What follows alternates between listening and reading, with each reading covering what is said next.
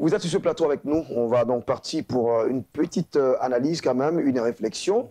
Et cela fait justement objet, on va dire, sur la toile hein, de plusieurs réactions. On a l'impression de voir deux mondes qui se côtoient, mais en même temps se convoitent.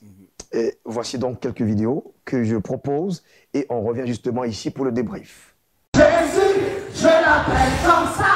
Jésus, oh Jésus, c'est toi qui as payé. Hey, à Jésus, hey. À Jésus, à Jésus, à Jésus, Jésus a gagné.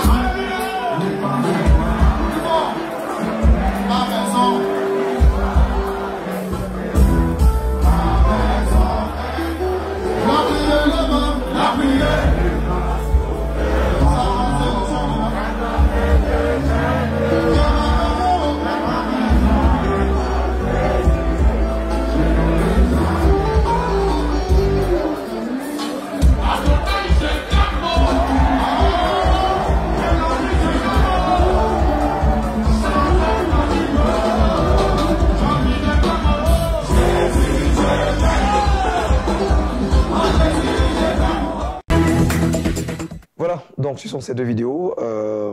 Ces images, ça vous inspire quoi? Quelle analyse vous faites quand vous regardez cela?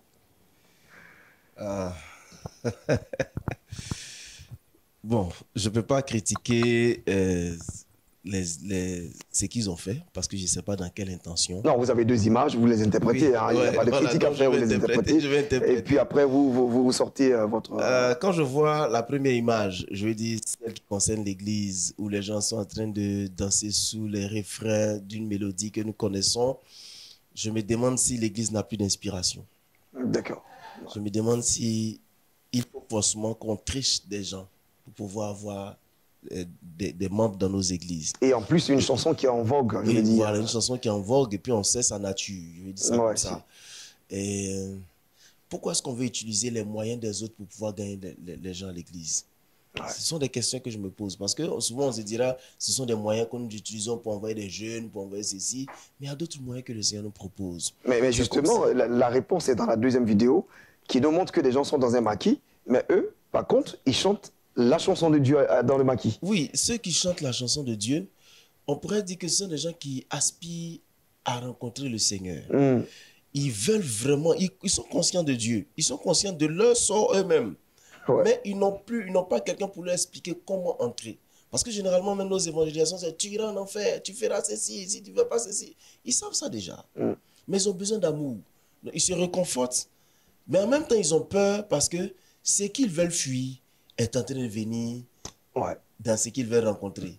Donc, qu'est-ce qui va les pousser à venir? Ce qu'ils veulent fuir est en train de venir dans ce qu'ils... Oui, c'est clair. C'est-à-dire des gens qui veulent qui veulent aller à l'église, mais l'église même, elle-même est en train de prendre justement les choses qui viennent de là-bas. Donc, c'est vraiment inversé, c'est ça? C'est vraiment inversé et c'est compliqué en fait. Et ça fait que nous avons l'impression que nous gagnons des gens en utilisant leurs moyens. Non, on ne peut pas gagner des gens en utilisant leurs moyens parce que ce sont ces choses-là qui les détruisent. Donc, on peut leur dire qu'il y a autre chose. Être chrétien ne veut pas dire qu'on ne peut pas s'amuser. On peut s'amuser d'une autre façon. C'est clair. Hein?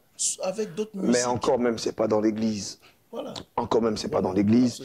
Trouvons un autre endroit, un autre cadre pour pouvoir faire de telles choses. Et ce n'est pas que la seule vidéo, parce qu'il y en a plusieurs aussi, où on voyait des jeunes, on appelle ça le Peya Gospel.